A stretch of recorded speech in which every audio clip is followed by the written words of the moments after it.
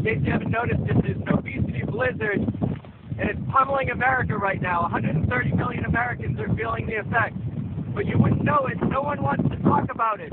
Thin people think it doesn't apply to them, and overweight and obese people are suffering the shame and stigma of it silently.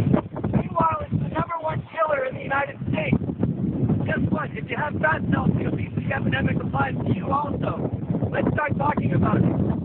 Let's own the number on the scale and find a cure for everyone for obesity. If you're home alone and you're weathering the obesity storm, pick up your phone and take the oath. I choose to fight fat shame and bias with education.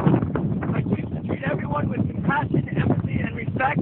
And I choose to own the number on the scale.